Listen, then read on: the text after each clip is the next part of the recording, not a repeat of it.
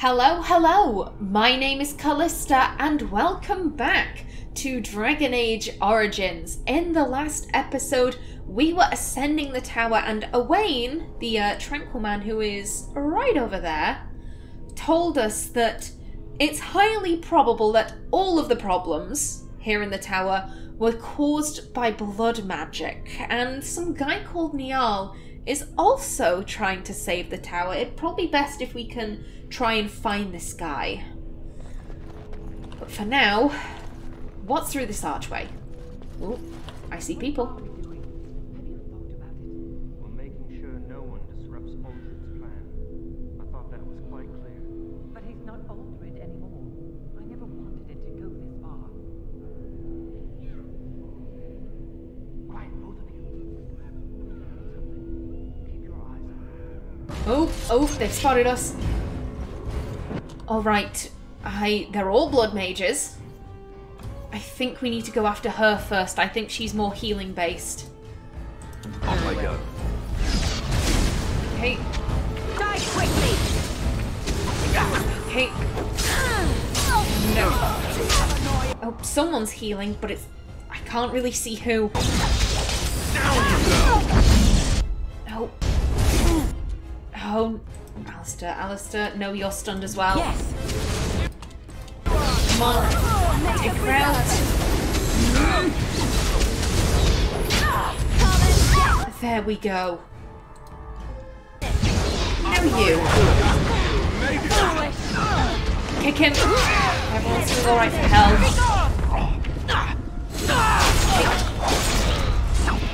There we go. Good job. Please don't kill me. Make her show you mercy, Maleficar, for you'll find none here. Tell me why I should spare your life. The people you killed didn't want to die either. The people you killed didn't want to die either. I know I have no right to ask for mercy, but I didn't mean for this death and destruction. We were just trying to free ourselves. Aldrid told us that the Circle would support Loghain, and Loghain would help us be free of the Chantry. You don't know what it was like. The Templars were watching. Always watching. Enough self-pity, you'll die for your crimes, and so you fought back. But why turn to forbidden magic? You should have expressed your concerns to the Chantry. What you've done will make things worse for future mages.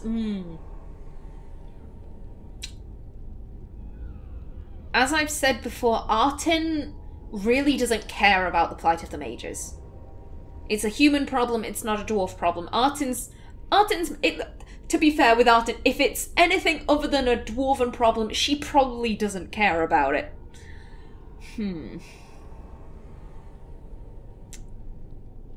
If they had expressed their concerns to the Chantry, I don't think Artin thinks the Chantry would have done anything.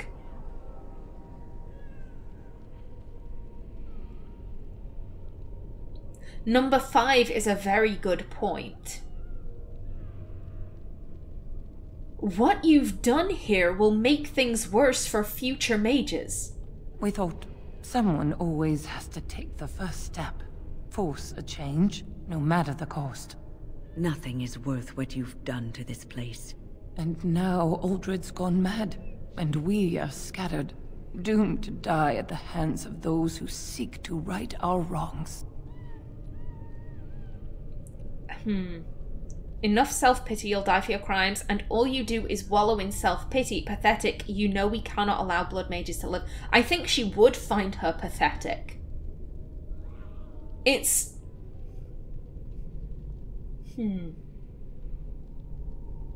On one hand, it's clearly this lady didn't mean for things to go this far.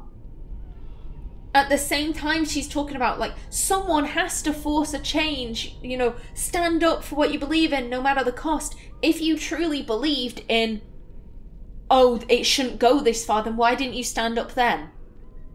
Why didn't you say anything then? If you didn't mean for any of this to happen, if you're so for taking a stand, why didn't you take a stand then? And all you do is wallow in self-pity. Pathetic. What else can I do? I'm trapped here. You can die with dignity, I'm sorry, but I do not know what I can do for you. I will spare you, but I will not help you escape.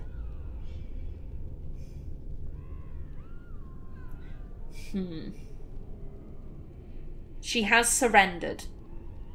She's begging for mercy.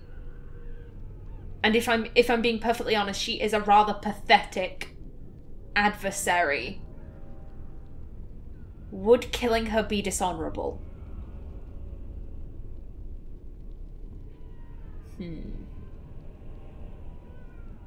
She is a blood mage, but she only... Artin really doesn't have anything against blood magic. So the fact that she's a blood mage is rather immaterial.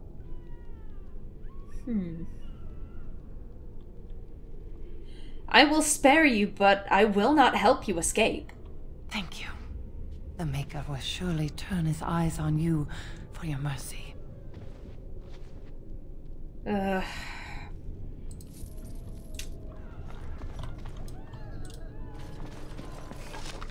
Ooh. The Rose of Orlais. The Rose of Orlais appears to be a book about a woman named Lady Talia Leone and her tempestuous romance with the arrogant Chevalier Garin. I think that Artin can understand where she was coming from when she was talking about someone has to force a change. Because she had very similar views with the castless. More knowledge has fallen into cracks here than some have ever known. That's sad. Ooh. Okay, so I'm gonna read this once I finish my thought. I think this is the new one. Yeah, so she had very similar viewpoints about the castless. She was well aware that the Assembly are never gonna change. The Assembly is too full of old men with the old way of thinking. And someone will inevitably have to do something rather tyrannical to change that. Artin would never have been able to do that, though. That's one of the reasons why she'd be like, I would be a horrific Queen of Orzammar, because she knows where Orzammar needs to go, but she isn't strong enough to do it. She's far too much of a diplomat. She could never have pissed off all of the houses to get where she needed to go. So it is an odd one. I think she can understand where they were coming from on some level, but at the same time, it's the whole thing of they're mages. Do I really need to care about what they're going through? Okay. Today we passed even further, far beyond any reach of man. The inverted glow of the Black City was always on the horizon of perception, but a path eludes, as always. Untravelled in memory, living or otherwise, there is a pull, and whispers abound. Something great is there, and away from this, always in the peripheral, another mind, untethered. Tomorrow I will reach out with my full attention and try to rescue him from his listing. Can someone else have come this far? The wonders we will share. Ritual note, the vessel is in hand. Words from another time drip literal power. Documents of the reaching, estimated 2nd century ancient. First enchanter appointed watchguard of the reaching to be held in secret. Scribbled in corner. Reaching! Before the circle. Someone else in the fade? I want this. Ooh, that is as I mentioned before, he's getting rather obsessive about this ritual. And also Belle's cache, Belle Groose, the blood mage that we found on the what is it called? Imperial Highway. After saving Bodan and Sandal. Some ancient text. Very well. Scroll of Bannister. A scroll containing information on blood magic rituals, dark and terrible. I mean, if they're just going to have these scrolls knocking about in the library, then of course the students are going to learn blood magic. To align with the power of the Fade is but the first of many steps. Further is to align the mind of the Fade's rules and find the ties between the realm of dream and the realm of flesh. This is the true power of blood magic. The flesh and the mind are inseparable, and therein lies the power to influence and control minds. Below the text are indecipherable runes and stains of blood and ink.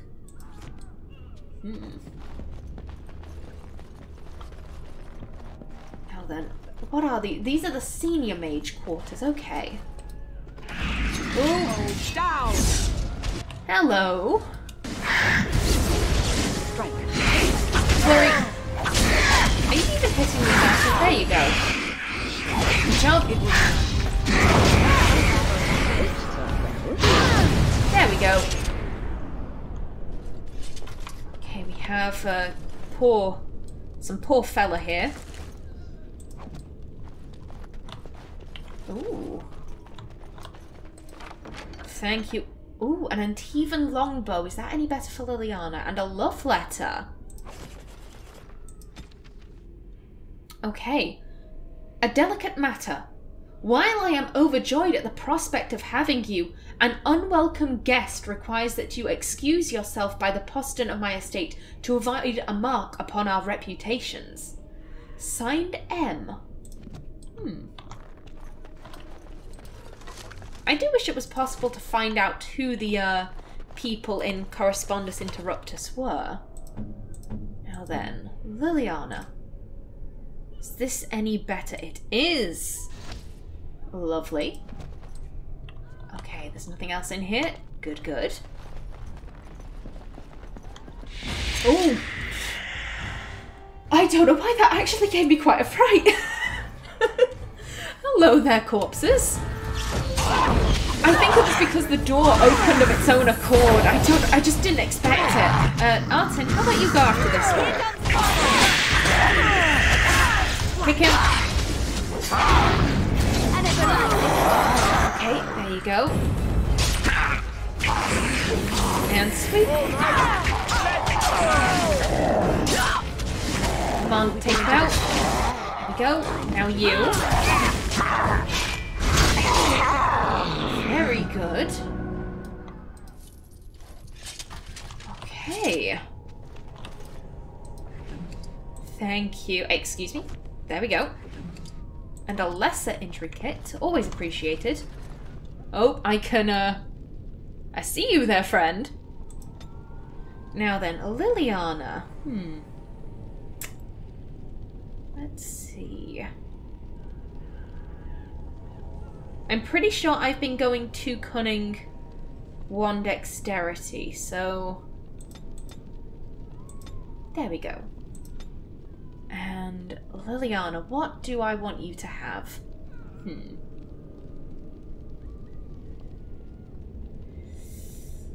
Combat training is probably what I should go for. And... let's get you a passive. Okay. Ooh. I don't think that's better than what Qwinn has, though. And nothing back there. Thank you. Now then, friendo. Time to fight. And stick. There we go. I'll try to be merciful.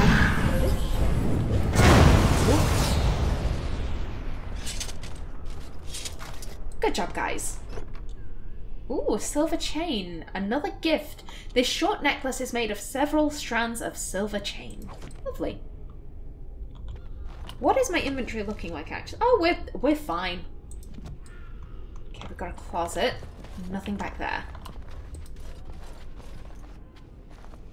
The closet seems to be trembling slightly. You can hear soft whimpers coming from inside it. Kick the door open. Hello, it's all right. You can come out now. Is someone in there? It's all right. You can come out now. Are the demons gone? Is it safe? I don't want to die. Stop whining and come out. I've dealt with them. Trust me, they've gone. I've dealt with them. Trust me. If you're sure it's safe, I could take a peek outside.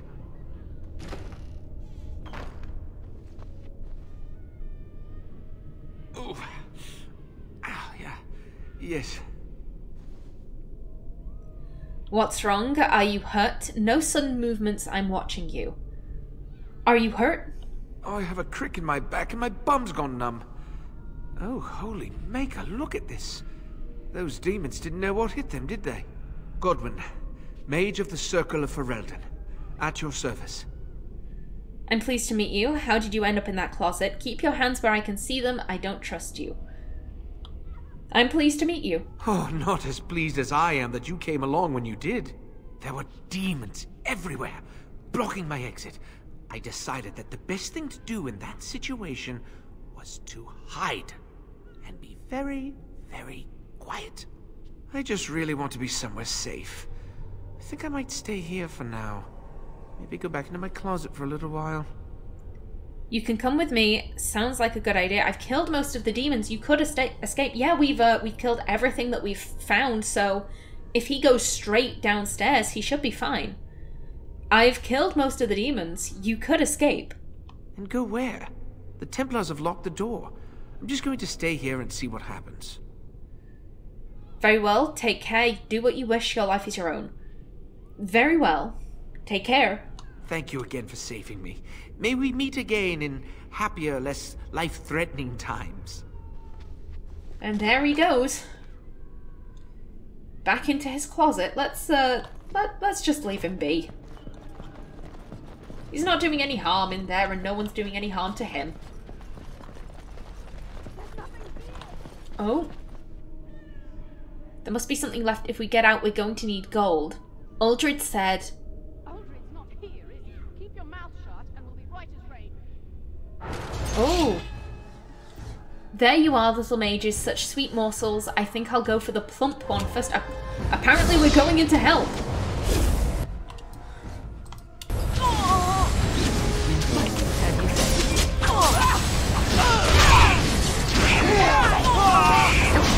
And good old Alistair going straight for the mage. There we go, and doesn't seem she's friendly. Alistair. Oh, nope, you're stunned.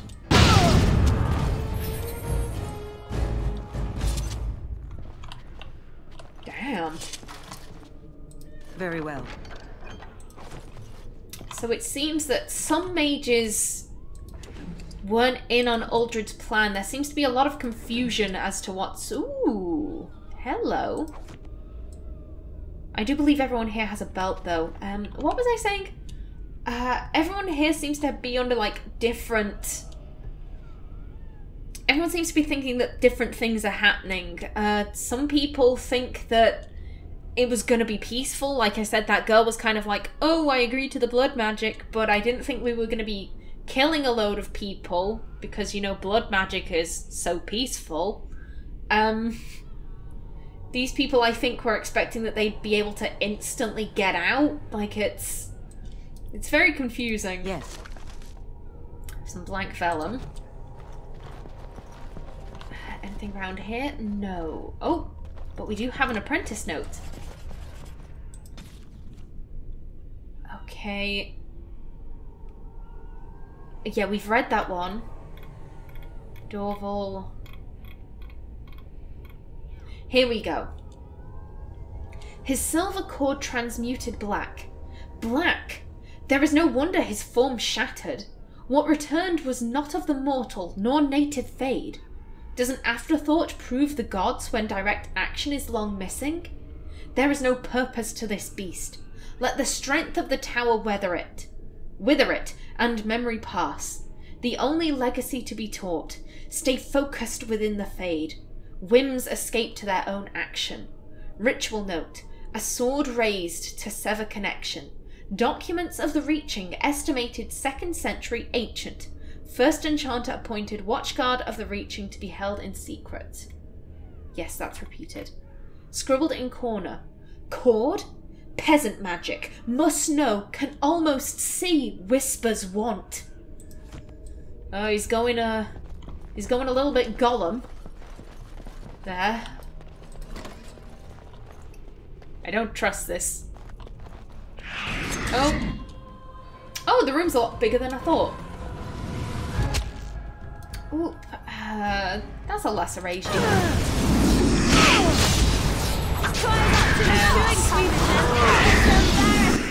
Nice. There we go. Now you. Alistair. Please attack that guy. Thank you. We have done well. That's a lot of blood. There we go, guys. Good job. Now then, we have some scrolls.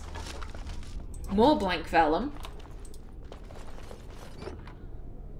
And again, a hat that I will never use. Okay, nothing else over here. Got these big doors. Of course. And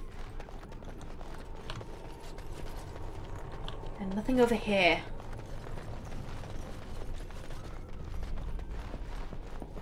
Then can we go? We can't go through that way. Hello. This appears to be some kind of chapel. Ooh. Very nice. Another charred corpse. Okay. I mean, it makes sense that there be a chapel in here. The circles are controlled by the chantry. Yes. A statue of Andraste lies defiled. There is a small glass phylactery in the base, somehow sealed within the otherwise solid stone carving. The area is unnaturally cold. Dark shapes swirl around a slip of paper within the vial. Well, let's take the vial. Maybe we can examine it. The glass fractures at your touch. Hello, big boy. Very well. Yep, Qwinn, you run over here. Liliana, you run over here. Alistair, if you could attack this guy, that'd be great. Here! Okay. Yeah, it seems Liliana got hit. Okay. I should stir myself for a fool such as you. I probably should have saved before this fight, to be perfectly honest. Ooh, Alistair. Heal him, please. I tried to be merciful. Kick the Revenant. This is a waste of time. Sweet. Okay, I'm... Well, your heal's back, so heal him again. Sorry.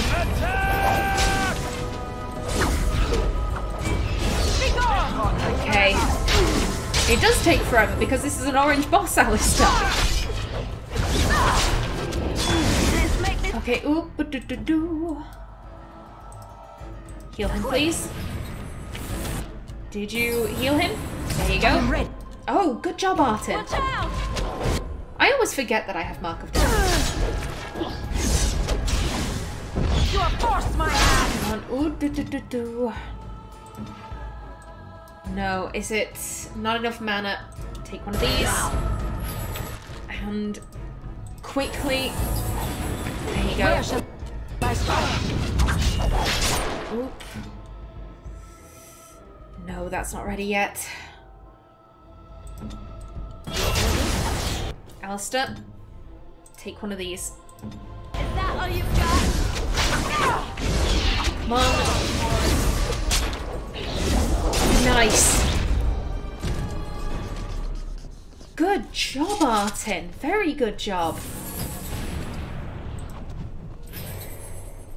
Okay, let's see these codex entries we've got. The Black Files. Binding the first corpse walker. Let the dead no longer serve your whim. Bound by your true name, no mortal hand shall reach you. Kale via Zagat. Revenant and perversion of an only son. Death beyond death is no longer your stepping stone through the veil. Andraste hold you, demon, and bind your rage for eternity. 6 thumbprints in blood mark the end of the text. Now then, we have a couple of these. Corpse. To anyone who doubts the wickedness of blood magic, I say, with your own hands strike down the corpses of your own brothers who have fallen in battle to a Maleficar. Then we may discuss morality. Knight Commander Benedictus in a letter to the Divine 546 Exalted.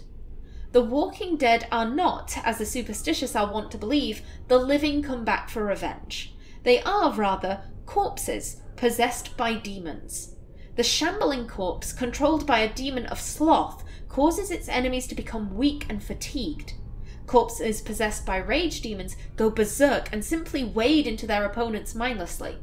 Devouring corpses are held by hunger demons and feed upon the living.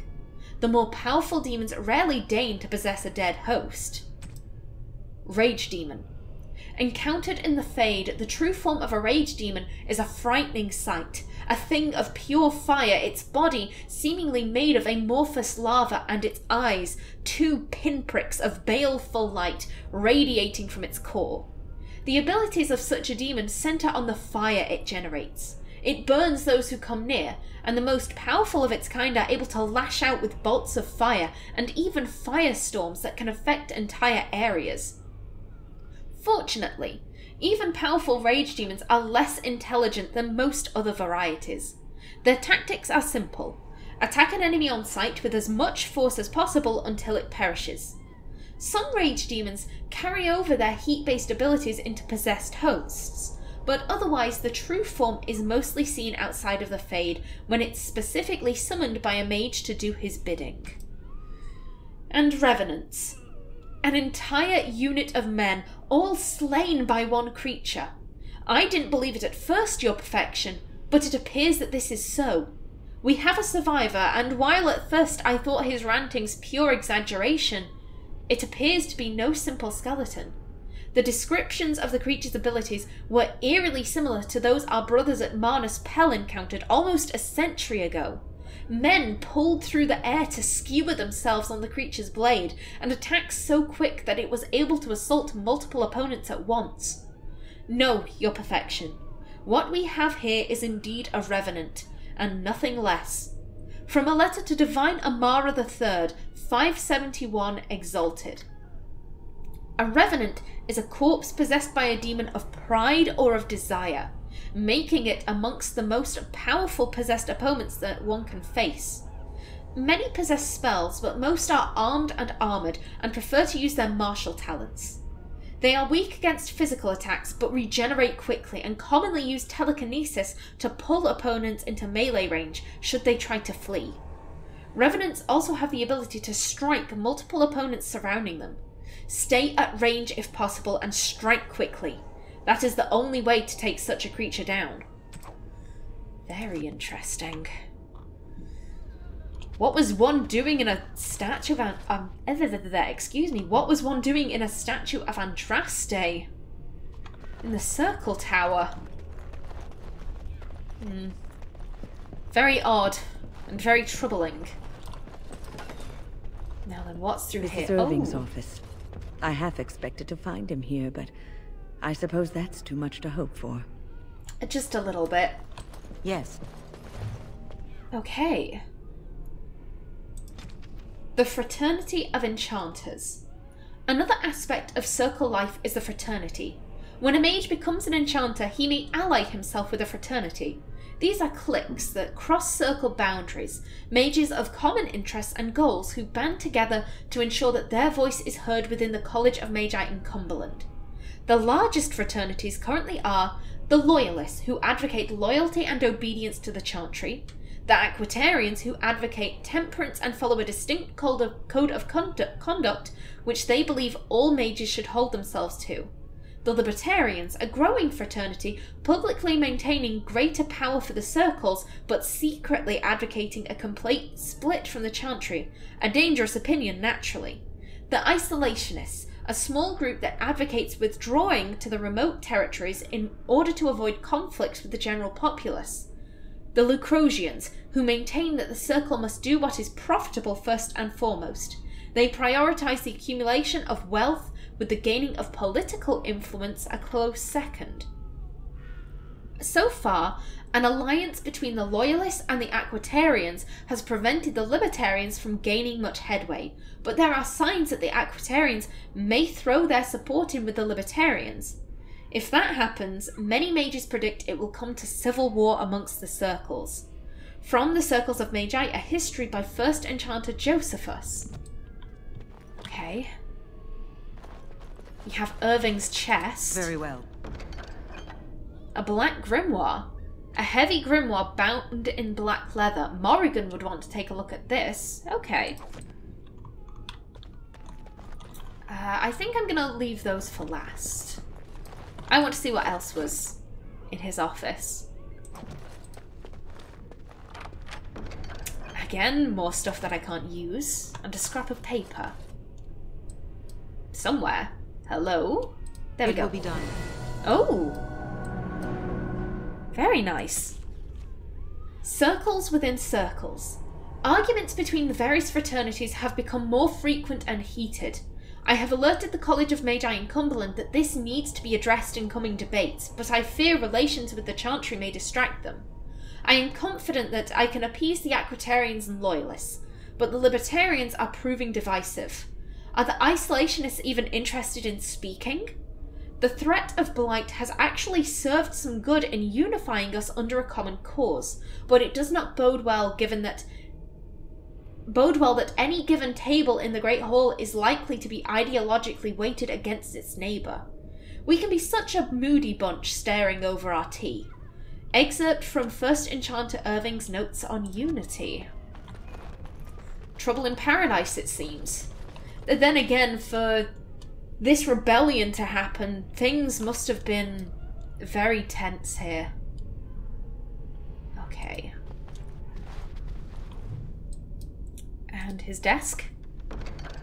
A small painted box. Okay. Irving's mistake. I followed another apprentice through supposed secret maneuvers today and exposed her tendency towards blood magic. The environment of the tower is such that certain modes of thought are encouraged, both for good and ill. The students think we toy with them. The truth is far more intricate and directed. Deviant traits must be exposed early or the whole of the circle suffers. Uldred has been very helpful in identifying the markers to look for. His skills at misdirection are admirable. I dare say that the apprentices would be shocked at his ability to manipulate them. I must organise a retreat such that the other enchanters can benefit from his skills. Excerpt from the Journal of First Enchanter Irving. Oh, Irving. For all your cunning, you never thought to wonder, is Uldred manipulating me? Now then, 2 cunning, 1 dexterity. And, ooh, yes, thank you. And, oh, mechanical expertise, definitely. Now then, is that everything? It is. And the only place we can go from here is up. Now, before I ascend to the 3rd floor, I am just about out of time for this episode. There we go. Where shall I head? Oh, Liliana also. There we go. Yes? I want everyone facing this Alistair. There we go. Okay, so I'm just about out of time for this episode, so please remember to like if you enjoyed, leave a comment below, and if you wanted to subscribe, it will be very much appreciated. I've been Callista. Thanks for watching, and see you in the next episode.